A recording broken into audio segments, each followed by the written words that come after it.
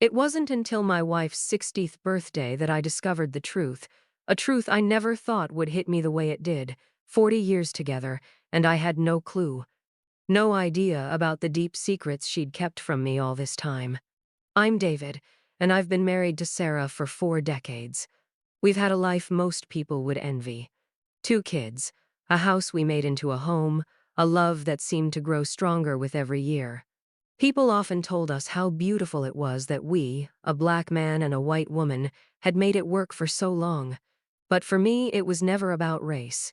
It was always about love, respect, and trust. But that's what makes this story so much harder.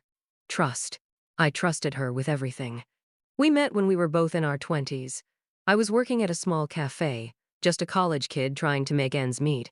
She was a regular, always sitting in the corner booth with her nose buried in a book.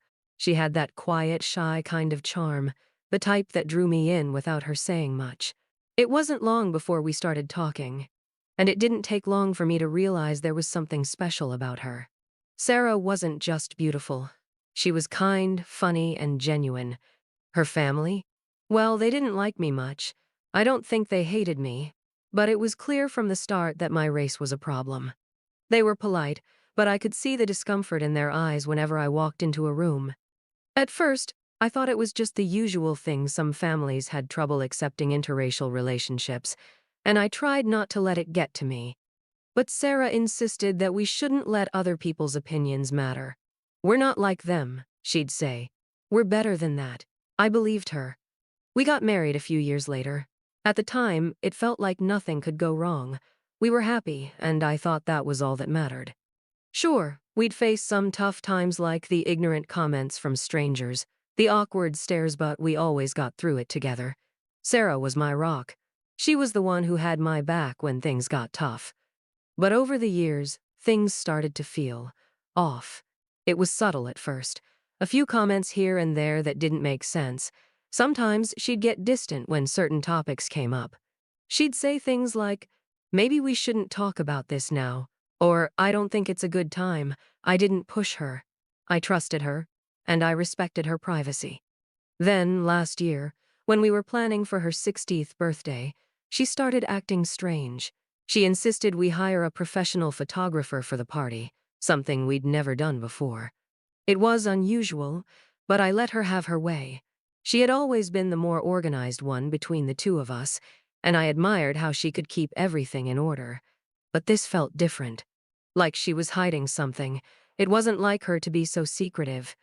The night before her birthday, I was in our office looking for some old photos to show at the party. I was digging through some of her things when I found a box in the back of a drawer. Inside were letters, photos, and documents. It was a mix of things-sold, yellowed pictures of Sarah and her family from when she was a teenager. But it wasn't the photos that made my heart drop. It was the letters. Handwritten letters from a man I didn't recognize. I stared at them for a long time, trying to make sense of it. The letters were dated from the 1980s. That's when we had just started dating. I knew my wife's history. Her parents were strict, but they weren't the type to keep her from dating anyone because of race. At least I thought I knew. But these letters were different. They were from someone who had been, much more than a friend. As I read, my heart started to race. The letters were filled with affection, promises, and something deeper than just friendship. And the name at the end of each one? It wasn't her maiden name. It was a different last name entirely. I couldn't breathe. I didn't know what to think. The next morning, I confronted her. She was getting ready for her birthday dinner, but I couldn't hold it in anymore. I asked her about the letters, about the other name. She looked at me for a long time, and then, for the first time in our entire marriage, she didn't say anything. No comforting words, no excuses, just silence. "Why didn't you tell me, Sarah?" I asked, my voice shaking. She sat down, looking older than I had ever seen her. Her eyes were red, like she had been crying. Then, she finally spoke. "David, I didn't want you to know this. I didn't want you to find out this." The truth she told me shattered everything I thought I knew about our life together. The letters were from her first husband, the one she had married when she was barely 18, a man I had never heard of. She explained that after a few years they had been separated for reasons I couldn't even comprehend at the time. He had died suddenly in a car accident when she was 25, and since then, she never spoke of him again.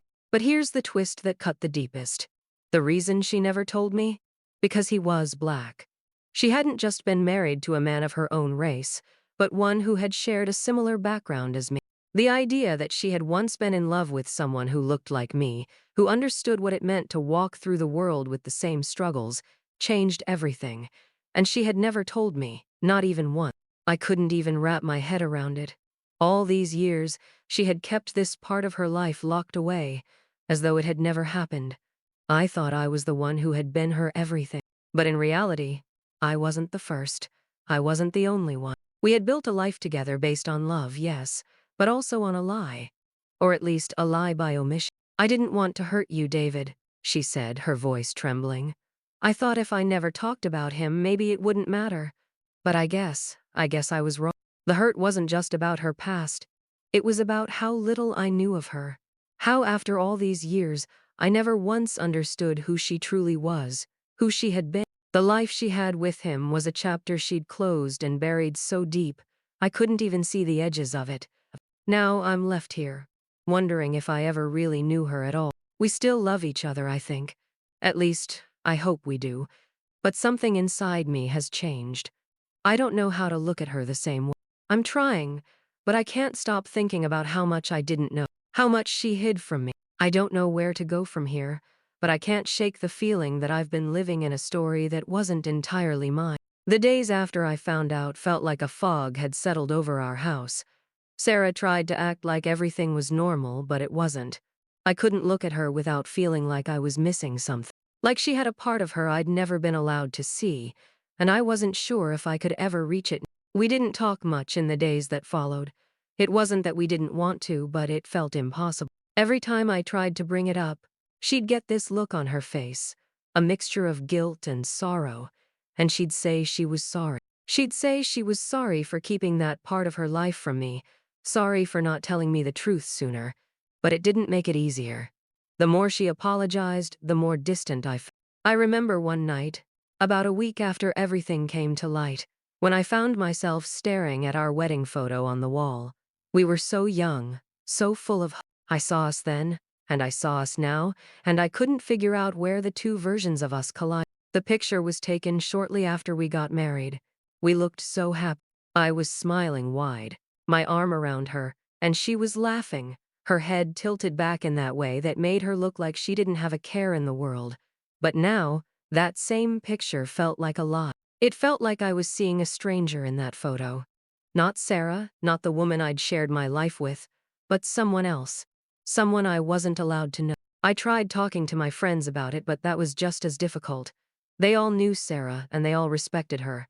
But no one knew this part of her, and no one could give me advice that felt. I couldn't ask them to understand the complexity of what was happening in my heart. The truth is, I wasn't even sure I understood it myself. One evening, after dinner, Sarah asked me if I wanted to talk about it. I didn't know what to say. I wanted to, but I was afraid. Afraid of what else she might reveal. Afraid of how much more I didn't know. But she pressed, gently, and I finally agreed. We sat across from each other at the kitchen table, the silence thick between us. She told me everything. Everything she had kept from me all these years. It wasn't just about her first marriage. It was about how her family had never truly accepted our relationship, how her parents had pressured her to find someone more suitable after her first husband passed away, how after she met me she never told them the full truth about us. She kept us hidden from them for years, not because she didn't love me, but because she knew they would never approve. She told me how much it had hurt her, how hard it had been to walk through life with this secret. But she had thought that if she just buried it, if she kept her past locked away, we could build a future that was free from judgment. The thing was, she never realized how much that past was going to weigh on us. She never saw how the silence would start to build walls between us. I listened. I didn't know what else to do. I didn't know how to process the fact that the woman I loved had been carrying this for so long, not sharing it with. The more she talked, the more I understood, but the more I felt like I was losing her. Or maybe losing the person I thought I knew. I never wanted to hurt you, David, she said, tears in her eyes. I thought I could protect you from the pain of all I didn't know what to say to that. I wanted to tell her that I understood, that I forgave her, but I couldn't. Not yet. I didn't know if I would ever be able to. The truth was, it wasn't just about her first husband or her family's disapproval. It was about the fact that I felt like I didn't know my wife. It was about the fact that there was a version of her, a part of her life, that I would never be a part of. And it stung. It stung more than I thought it would. We spent weeks like that, drifting. She tried everything she could to make things right, but nothing felt the same. I couldn't just go back to how things were before. The silence wasn't gone, but it wasn't filled with words of comfort either. It was filled with uncertainty. One day, she asked if I wanted to go for a walk. I agreed, though I wasn't sure why. Maybe I needed to clear my mind. We walked down the path by the park, and for a long while, neither of us said anything. Finally, Sarah stopped, turned to face me, and said, "David, I'm not proud of what I kept from you, but I need you to know that I love you. And no matter what, you're still the man I want to spend the rest of my life with." I didn't answer right away. Part of me wanted to say I loved her too, that it was okay. But the other part of meth part that was still broken, still processing everything held back, I knew I needed time. Time to figure out who we were now, and what our future would look like. "I need time, Sarah," I said, my voice quiet. "I just need time to think. I'm not sure where to go from here." She nodded, looking like she understood, even though it hurt her. And so we moved forward. Not as the same couple we once were, but as two people trying to find their way through the fog. The truth had changed everything. I didn't know how to love her the same way anymore, but I still loved her, in my own broken way. I just didn't know if we could rebuild everything we hate or if we even should. I don't know where we go from here.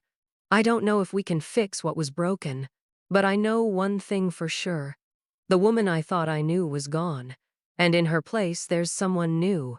Someone I'm still learning to understand. The weeks that followed felt like a slow unraveling. Sarah and I continued to live under the same roof, but we were worlds apart. It wasn't that we didn't love each other, it was more like we were both holding on to something fragile, something that might slip away at any moment. Every time I looked at her, I saw the woman I had spent 40 years with, but I also saw the stranger, the woman with secrets I couldn't fully grasp. I spent more time by myself, walking around the city or sitting in quiet spots, trying to sort through my thoughts. I had to process everything: the fact that her first marriage had been with a black man, that her family had never truly accepted me, that she had hidden so much of her past from me. And it wasn't just about the betrayal, it was about the disconnection. I had always thought I knew everything about Saratha, little things that made her laugh, the way she liked her coffee, how she would always hum under her breath when she was stressed. But I realized I didn't know her in the way I thought I did. I hadn't seen the pain she'd carried with her, the hurt she had buried deep inside. I started seeing a therapist. At first, it was just a way to get some distance from everything. But as I talked, as I tried to make sense of it all, something started to change. I began to understand that it wasn't just about her hiding things from me. It was about the years of conditioning, of internalized racism, of trying to protect myself from a world that had always told me I wasn't enough. Sarah had kept her past hidden because she thought it would protect us, that we could live in this perfect bubble where race didn't matter. But it did matter. It always had. And that was the hardest part for me to accept. That even though we had tried so hard to make our love the center of everything, we couldn't escape the reality of the world we lived in. I decided to try talking to her again, slowly, carefully. I didn't want to make things worse, but I knew I couldn't keep going on pretending everything was fine when it wasn't. One evening, I came home early from a walk. Sarah was sitting on the couch, reading a book. She looked up when I came in, her eyes tired but hopeful. We didn't say much at first. I just sat down beside her, feeling the weight of the silence between us.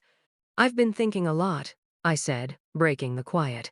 "About everything, about us, about what's been happening." She nodded, her face anxious. "I know, David. I know it's been hard. I don't expect you to forgive me right away. I just want you to know that I'm sorry. And that I'll be here whenever you're ready." I could see the pain in her eyes, the guilt she had been carrying around for years.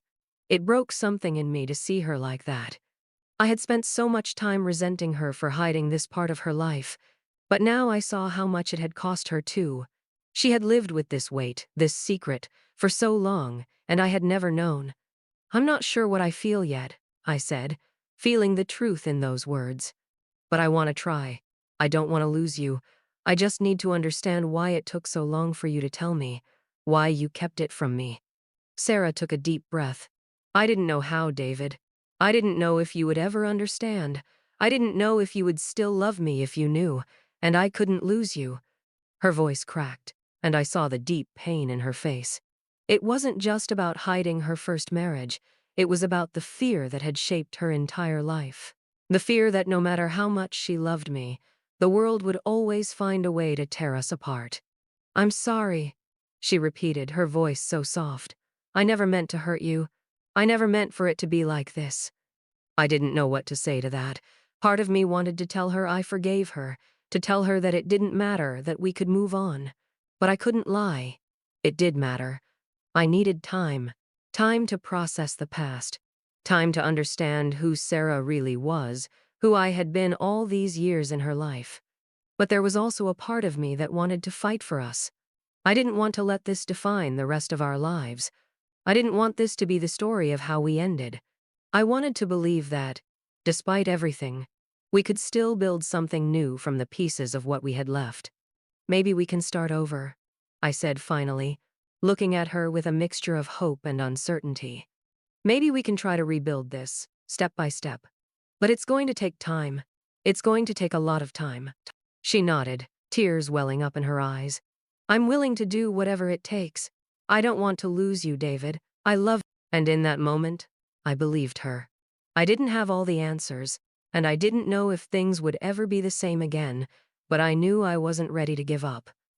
We spent the next few months taking it slow. We talked more than we ever had before. There were still awkward silences, moments of tension, but there were also small breakthroughs, the way Sarah would hold my hand a little tighter when we went out, the way she would stay up late with me, just talking, sometimes about nothing at all.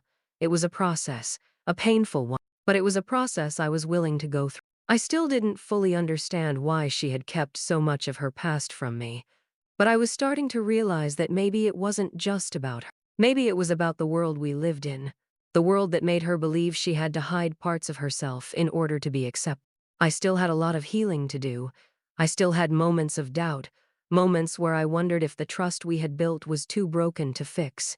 But I also realized that love wasn't about perfection. It wasn't about never making mistakes. It was about facing those mistakes together and trying to move forward. Sarah and I were still figuring out what the future would look like.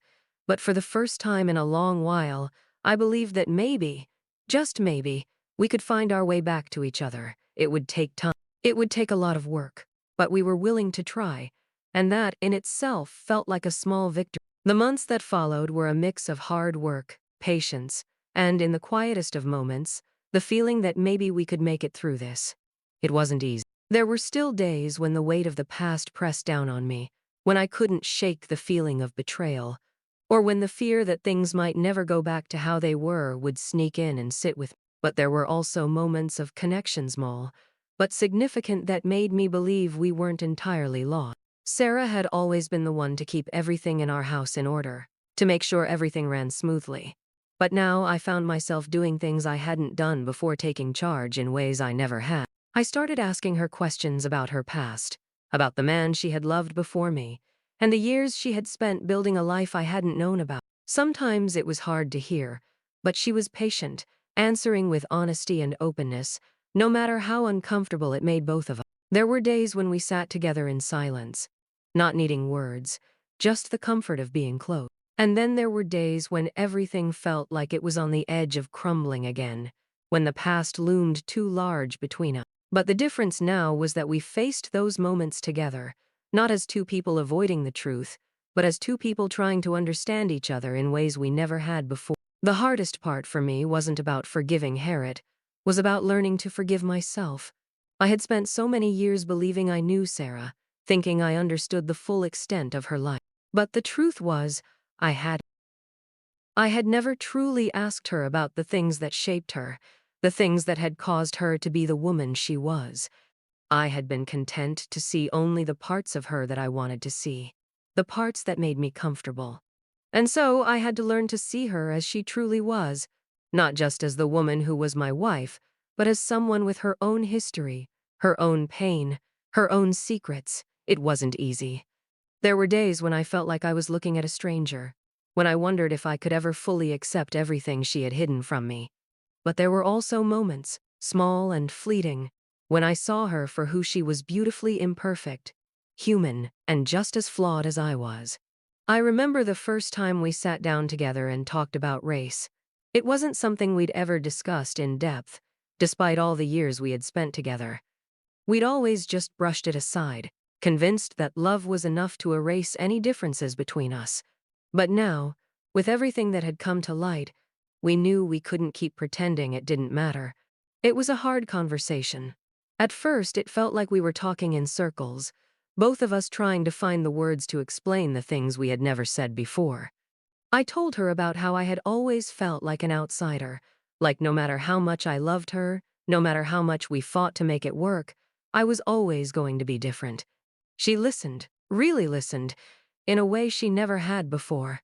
And then she told me about the fears she had, about how she had been raised to believe that an interracial relationship could never truly work, about the ways her family had tried to break us apart. She told me that she had never felt truly accepted in her own family because of me, and how much that had hurt her. It wasn't easy to hear, but it was necessary. For the first time, we were facing the things that had always been lurking beneath the surface. It was painful, but it was also liberating in a way. We weren't pretending anymore. We weren't hiding from the truth of who we were. We were acknowledging the ways the world had shaped us both, and how we had tried to shape our love in response. Things didn't magically get better overnight. There were still moments of doubt, moments when I questioned whether we could truly get past everything that had happened. But there were also moments when I saw the small, quiet changes, when I realized we were both trying, really trying, to rebuild something that was worth fighting for. One day, Sarah and I were sitting outside in the backyard, the evening sun just beginning to set. We were quiet for a long time, watching the colors change in the sky. And then, she spoke, her voice softer than usual. "I've been thinking," she said, her eyes focused on the horizon. "Maybe we should go back to that place we went to when we first started dating. You know, the little cafe by the lake. Maybe we can start there. And just be ourselves again. Not the people we were before, but the people we are now. With all the pain, all the mess, and everything we've been through." I looked at her, really looked at her, and for the first time in a long time, I saw the woman I fell in love with. She wasn't perfect, and neither was I, but we were still here, still together. And that, in itself, was something worth fighting for. "I think that's a good idea," I said, my voice steady, though my heart was still trying to catch up. "Maybe we can start over, a little at a time." We didn't know exactly what the future would hold. We didn't know if we could ever go back to what we were before, but we were willing to try, together. And that was enough for now. It would take time. But we were learning, slowly, that sometimes the best way forward is to embrace the messiness of the past, face the truth about who we are, and give ourselves the space to rebuild. Not because everything will be perfect, but because love, in all its complexity, is still worth fighting for. And I wasn't ready to give up on that yet. We did go back to that little cafe by the lake, just like Sarah suggested. It wasn't as magical as it had been all those years ago when we were young and carefree, but it was a start. The tables were still there, tucked away by the window overlooking the water.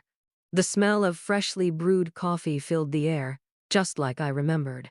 But there was something different this time, something deep. When we walked through the door, I felt a strange mixture of nostalgia and uncertainty. We weren't the same people we had been when we first sat there, bright-eyed and hopeful. We had baggage, we had scars. But as we sat down at our usual spot, I realized that maybe that was okay. Life wasn't about erasing the past. It was about carrying it with you and finding a way to move forward in spite of it. For the first time in a long time, We talked about everything, about the pain, about the secrets, about the things we still didn't fully understand. Sarah told me more about her first husband, not in a way that felt like she was comparing us, but in a way that showed me how much she had loved him and how deeply his loss had shaped her. It wasn't easy to hear, but I could see that she needed to talk about it, and I needed to listen. It felt like, in some ways, we were starting to piece together the story of our relationship again. Not just the parts that were easy to remember, but the parts that had always been hidden, the parts that were painful to acknowledge. We weren't trying to forget the past, we were trying to understand. And that, I realized, was the first step toward healing. Over time, we began to rebuild. It wasn't perfect, and it wasn't easy. There were days when old wounds flared up, when doubts crept back into my mind, when I wondered if we could ever really make things right. But there were also moments of clarity, moments when I realized that love wasn't about never making mistakes. It was about being willing to face the truth, no matter how difficult it was, and being willing to try again. We took things slow, rebuilding trust piece by piece. We started going on more dates, like we used to when we were first together. Sometimes it was just a walk in the park. Other times it was dinner at a new restaurant. We didn't talk about the past all the time, but when it came up, we talked about it openly, without fear or shame. And every time we talked, I felt like we were becoming something new, something stronger than before. I also learned to forgive myself. I had carried my own fears, my own biases, and I had let them shape the way I saw Sarah and our relationship. I had judged her for the things I didn't understand, not realizing that I was doing the same thing she had done, hiding parts of myself in order to protect myself from the pain of facing the truth. We were both just trying to survive, in different ways. The most important thing I learned, though, was that love wasn't something you just fall into and then leave when things get tough. It's something you choose, over and over again. You choose to stay, even when it's hard. You choose to forgive, even when it feels impossible. And you choose to keep fighting, even when it feels like everything is falling apart. And so, we fought. We fought for the relationship we had built, for the love that was still there, even if it was buried under layers of pain and mistrust. We fought for the future we wanted to have together, not just the one we thought we would have. In the end, I don't know if we'll ever be able to fully erase the past. I don't know if we'll ever be the same as we once were. But I do know this. We've come through something that most couples would have never survived, and in that there is a kind of victory. Not because we've overcome everything, but because we're still here, still choosing each other, day after day. We're still learning, still growing, still loving. And maybe that's enough. Because sometimes, love isn't about having all the answers. It's about being willing to keep asking the questions, even when the answers aren't easy to hear. And that, I think, is the truest test of all. Months passed, and while the journey wasn't linear, Sarah and I found a rhythm again, albeit a new one. We didn't pretend that everything was okay all the time, but we did start facing the world together, not as we were before, but as who we had become. There were days when the old wounds flared up, and I'd catch myself wondering if we'd ever get back to the kind of love we once had. But then there were other days, quieter days, when I'd look at Sarah and see the woman I had married, the woman who had stayed by my side through all of life's struggle, even when she hadn't been honest with me about everything. The hardest part for both of us was learning how to be open again, not just about the past, but about the future. We were still figuring out what that would look like. We talked less about race and the past, not because it wasn't important, but because we had both realized that our future wasn't going to be defined solely by those things. We had to learn how to talk about what was ahead of user hopes, our fears, the things we still wanted to do together. One thing that changed, though, was the way we looked at each other. We'd always shared small moments, like holding hands or sharing a quiet meal, but now those moments felt deeper, more significant. Maybe it was because we had both been broken open, forced to confront the hardest parts of ourselves. But I saw Sarah in a way I never had before. I didn't just see her as my wife. I saw her as a woman who had carried so much, a woman who had survived more than I could ever truly understand. And Sarah, too, began to open up in ways I had never seen. She went to therapy on her own, a decision that was as brave as it was necessary. It wasn't easy for her to face the parts of herself that had been shaped by her upbringing, by the things she had kept from me. But she did it, and I watched her slowly reclaim pieces of herself that had been buried for so long. It wasn't perfect. We still had difficult conversations sometimes, even arguments when the past reared its ugly head. But we didn't shy away from those moments anymore. We faced them. We learned to forgive each other, not just for what had been done, but for the things we couldn't change. There was one night, months after everything had started to settle, when we sat together in our living room, the evening fading into night. I was flipping through an old photo album and Sarah leaned over, resting her head on my shoulder just like she used to when we were young. I could feel her warmth, the familiar weight of her presence beside me, and I realized in that moment that maybe love didn't need to be perfect. Maybe it was never meant to be that way. "I don't think we'll ever be the same, David," she said quietly, her voice softer than usual. "But I think we can be better." I nodded, understanding exactly what she meant. We had been broken, but that didn't mean we couldn't rebuild. In fact, in a way, the cracks had given us a deeper understanding of each other. We could never erase what had happened, but we could choose to move forward with the lessons we had learned. "I think so too," I said, taking her hand in mine, feeling the quiet strength in her touch. "We're not the same, but maybe that's what makes us stronger." It was one of those rare moments when everything felt calm, like the storm had finally passed. We had both learned that love wasn't about escaping pain or pretending that everything was perfect. Love was about standing together, in the messiness, in the mistakes, and still choosing each other. We didn't have all the answers, but we were willing to find them. We were willing to walk through the hard times, side by side, because we knew that in the end, that was what truly mattered. And as we sat there, watching the night fall around us, I realized that maybe, just maybe, we could be the couple we had always dreamed of being. Not because we were perfect, but because we had found a way to love each other through the imperfections. That, I think, was the truest form of love. And it was a love I was ready to fight for, every single day. The weeks turned into months, and with each passing day, Sarah and I found new ways to navigate this uncertain chapter in our lives. We didn't expect a fairy tale resolution, and we knew that there would always be echoes of the past that followed us. But somehow, we learned to make peace with those echoes, to let them exist without letting them define us. We started doing the things we had always loved together again, things that reminded us of the foundation of our relationship. We returned to our favorite park, the one where we used to take walks when we were younger, where we had shared so many quiet moments. We visited the lake, where we'd spent countless afternoons fishing and talking about everything and nothing. We didn't talk about the past on every outing, but we would sometimes share our thoughts as we watched the sun dip behind the horizon. It was in those moments of stillness, of shared silence, that we truly understood how far we had come. But there were also new, smaller things.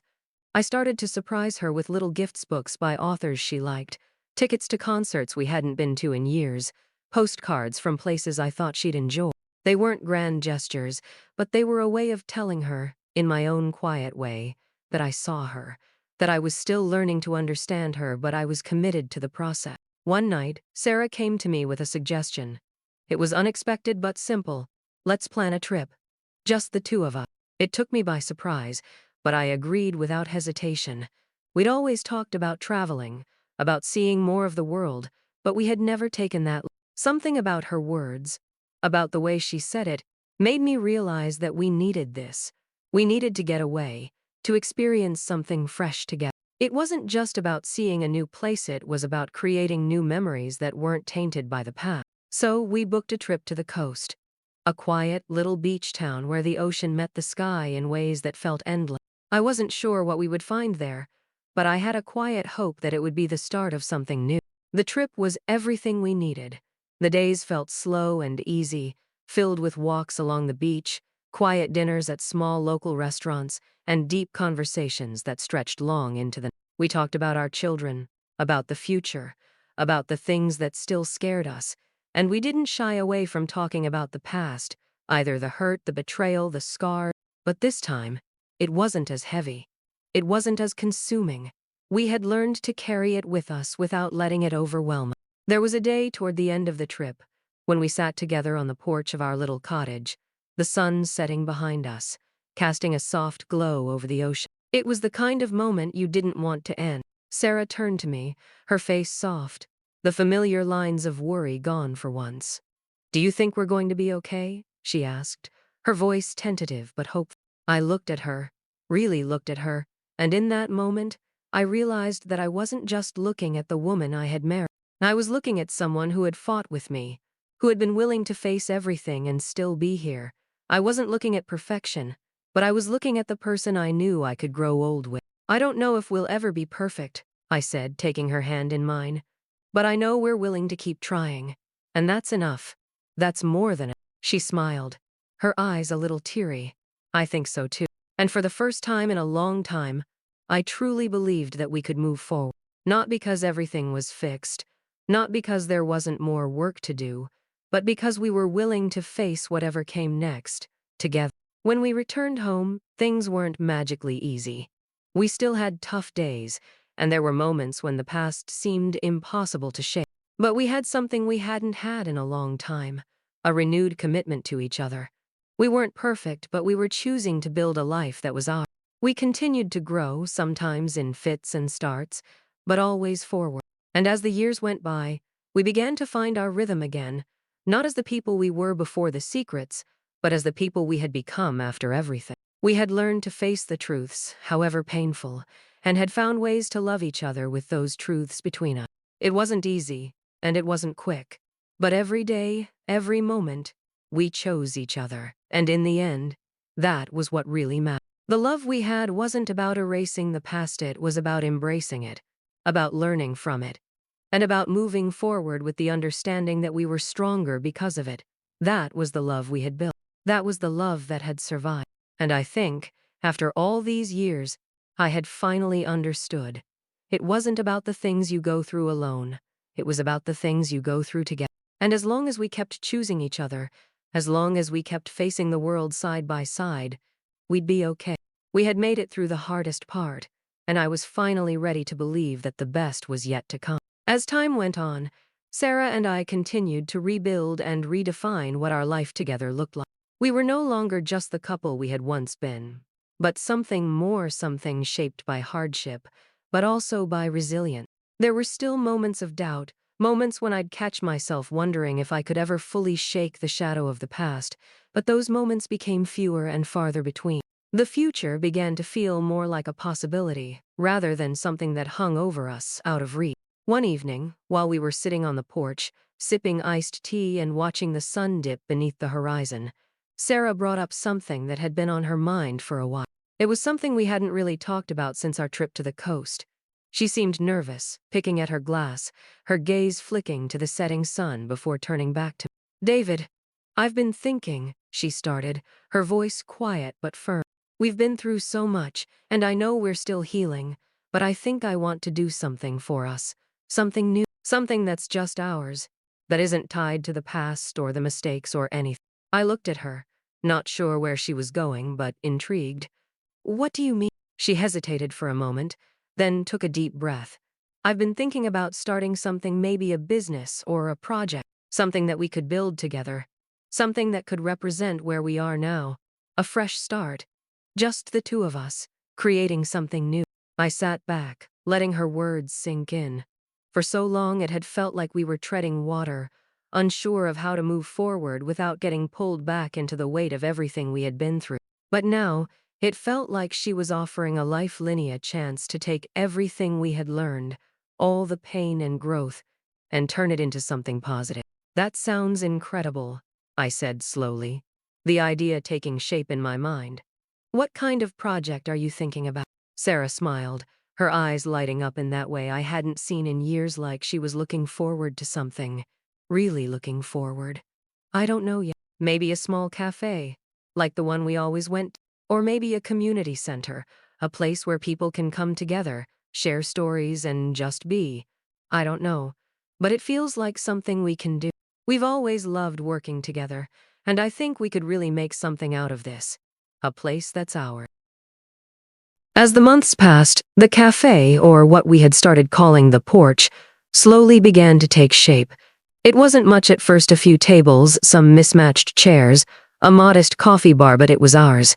Every corner, every detail, was a reflection of our journey. Sarah picked the decor, something cozy but inviting, while I took charge of the logistics and the menu.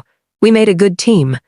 There were still days when we wondered if it would all fall apart, if we had taken on too much too soon. But every time we stepped inside, we knew we were building something that mattered. One afternoon, as we were preparing for an event we had planned, a community gathering, a way to introduce ourselves to the neighborhood, Sarah stood by the window, looking out at the small garden we had set up outside the cafe. Her expression was thoughtful, almost distant. "David," she said quietly, turning toward me, "do you ever think about how far we've come? How much we've overcome?" I paused, taking in the question. It was strange, but I hadn't really thought about it in a while. We were so busy working, planning, and pushing forward that I hadn't stopped to reflect. But now, as I looked around the little cafe, this space we had made with our own hands, filled with our love, our hope, I realized she was right. We had come a long way. "I think about it more than I let on," I admitted, walking over to her. "It's hard not to. Sometimes it feels like it was all just a blur, like it happened to someone else, not us. But when I look at what we're doing now, I know we've made it. We've made it through everything, and we're stronger for it." She smiled softly, and for the first time in a long time, I saw something in her eyes that had been missing for years, a kind of peace. A knowing that we were exactly where we were supposed to be, not because life was perfect, but because we had worked for this. We had earned this moment. "Yeah," she said quietly, her voice full of emotion. "We're finally building something for us, not for anyone else, just for us." The night of the community event came quickly. We had invited our neighbors, some local artists, and a few friends to join us. It was a small gathering, but it felt monumental. As people started to trickle in, the cafe began to fill with laughter, conversation, and music. I watched Sarah interact with the guests, her face alight with excitement. It wasn't just about the business anymore.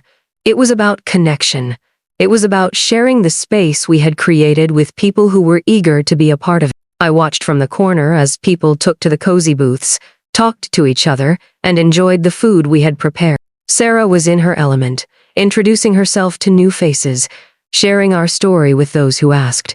It was the first time in a long time that I saw her so happy, so present, so in control of the future. Later that evening, we stood together at the counter, taking in the scene, the warmth of the space, the hum of conversation, the feeling that we had finally found something that was truly ours. "I never thought we'd get here," Sarah said softly, leaning against me. "But I'm so glad we did." I squeezed her hand, smiling. "Me too. I think we've finally found our place." It wasn't about the cafe. Really, it was about what the cafe represented. It was the embodiment of everything we had been through, everything we had learned. It was a testament to our resilience, to the strength we had discovered in each other. It wasn't just a business, it was our new beginning. A place where we could be ourselves. A place where we could share what we had learned. And a place where the past no longer held power over us. The months went by, and the porch continued to grow. We built relationships with the people in the community, hosting open mic nights, local gatherings, and weekend market. Slowly but surely, the cafe became more than just a business. It became a gathering place, a space where people could connect, share stories, and find comfort in each other's company. It was everything we had hoped for and more. As we settled into this new rhythm, something shifted between Sarah and me too. There were still moments of tension, times when the past would creep in, but we had learned how to deal with it. We had learned how to communicate, how to check in with each other, how to make space for both the joy and the pain that life had thrown our way. One afternoon, as we were cleaning up after another busy day, I turned to Sarah, feeling an overwhelming sense of gratitude. "I'm proud of us," I said, my voice quiet but sincere. "We've come so far, and I'm proud of what we've built together. I don't think I could have done this without." She stopped what she was doing and looked at me, her eyes softening. "I couldn't have done it without you either. We've learned a lot, haven't we?" I nodded. "More than I ever imagined." And in that moment, as I looked at her, I realized that the love we had wasn't just something we had built years ago.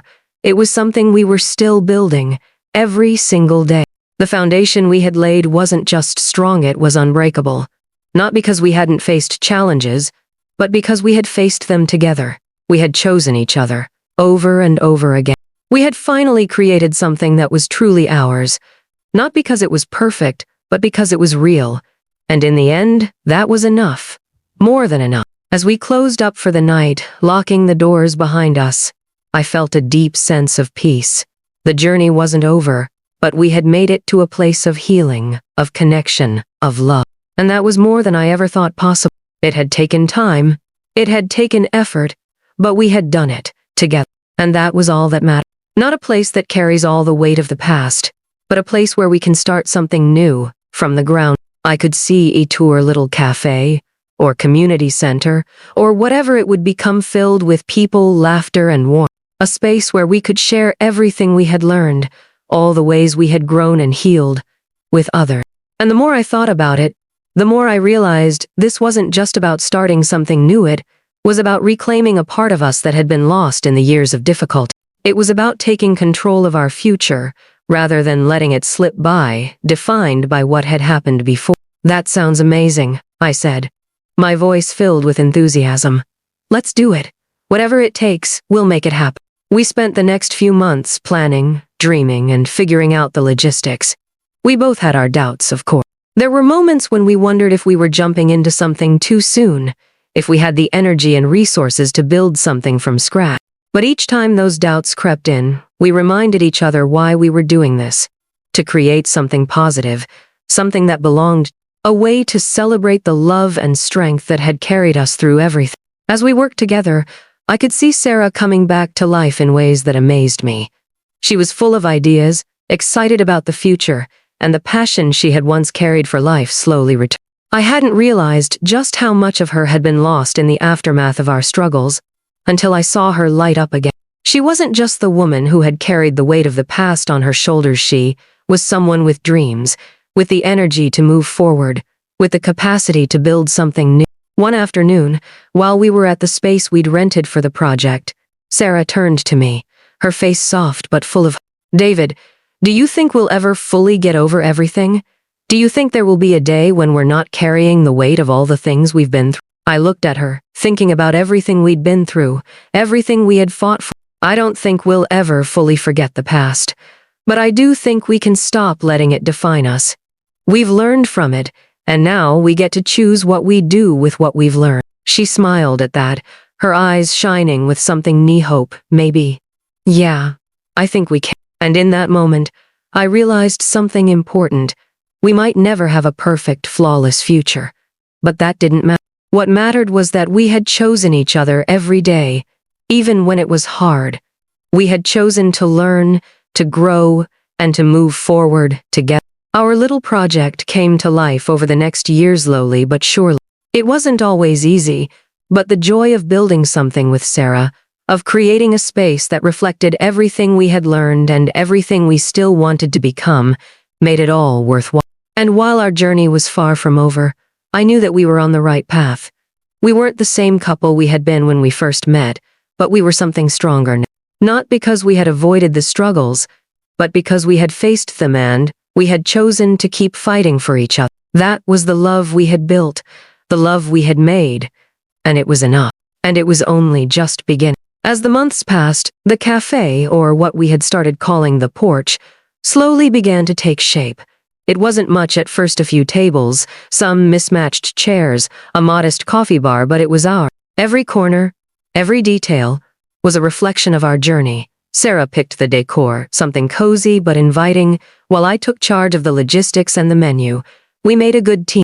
There were still days when we wondered if it would all fall apart, if we had taken on too much too soon, but every time we stepped inside, we knew we were building something that mattered.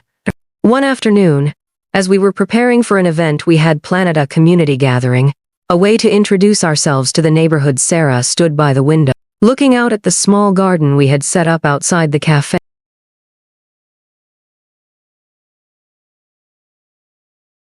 Her expression was thoughtful, almost distant. "David," she said quietly, turning toward me. Do you ever think about how far we've come? How much we've overcome? I paused, taking in the question. It was strange, but I hadn't really thought about it in a while. We were so busy working, planning, and pushing forward that I hadn't stopped to reflect. But now, as I looked around the little cafe-this space we had made with our own hands, filled with our love, our hope, I realized she was right. We had come a long way. I think about it more than I let on, I admitted, walking over to her. It's hard not to. Sometimes it feels like it was all just a blur, like it happened to someone else, not us. But when I look at what we're doing now, I know we've made it. We've made it through everything. And we're stronger for it. She smiled softly, and for the first time in a long time, I saw something in her eyes that had been missing for years, a kind of peace. A knowing that we were exactly where we were supposed to be. Not because life was perfect, but because we had worked for this. We had earned this moment. Yeah, she said quietly, her voice full of emotion. We're finally building something for us, not for anyone else, just for us. The night of the community event came quickly. We had invited our neighbors, some local artists, and a few friends to join us. It was a small gathering, but it felt monumental. As people started to trickle in, the cafe began to fill with laughter, conversation, and music. I watched Sarah interact with the guests, her face alight with excitement. It wasn't just about the business anymore. It was about connection. It was about sharing the space we had created with people who were eager to be a part of it. I watched from the corner as people took to the cozy booths, talked to each other, and enjoyed the food we had prepared. Sarah was in her element, introducing herself to new faces, sharing our story with those who asked. It was the first time in a long time that I saw her so happy, so present, so in control of the future. Later that evening, we stood together at the counter, taking in the scene, the warmth of the space, the hum of conversation, the feeling that we had finally found something that was truly ours. I never thought we'd get here, Sarah said softly, leaning against me. But I'm so glad we did. I squeezed her hand, smiling. Me too. I think we've finally found our place. It wasn't about the cafe. Really, it was about what the cafe represented. It was the embodiment of everything we had been through, everything we had learned. It was a testament to our resilience, to the strength we had discovered in each other.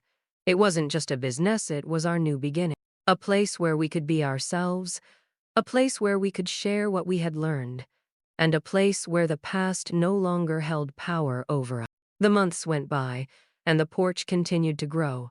We built relationships with the people in the community, hosting open mic nights, local gatherings, and weekend markets. Slowly but surely, the cafe became more than just a business. It became a gathering place, a space where people could connect, share stories, and find comfort in each other's company. It was everything we had hoped for and more. As we settled into this new rhythm, something shifted between Sarah and me too. There were still moments of tension, times when the past would creep in, but we had learned how to deal with it. We had learned how to communicate, how to check in with each other, how to make space for both the joy and the pain that life had thrown our way. One afternoon, as we were cleaning up after another busy day, I turned to Sarah, feeling an overwhelming sense of gratitude. I'm proud of us, I said, my voice quiet but sincere. We've come so far, and I'm proud of what we've built together. I don't think I could have done this without you. She stopped what she was doing and looked at me, her eyes softening. I couldn't have done it without you either. We've learned a lot, haven't we? I nodded. More than I ever imagined. And in that moment, as I looked at her, I realized that the love we had wasn't just something we had built years ago. It was something we were still building, every single day. The foundation we had laid wasn't just strong, it was unbreakable. Not because we hadn't faced challenges, but because we had faced them together. We had chosen each other over and over again. We had finally created something that was truly ours. Not because it was perfect, but because it was real. And in the end, that was enough. More than enough. As we closed up for the night, locking the doors behind us, I felt a deep sense of peace. The journey wasn't over, but we had made it to a place of healing, of connection, of love. And that was more than I ever thought possible. It had taken time, it had taken effort, but we had done it. together, and that was all that mattered.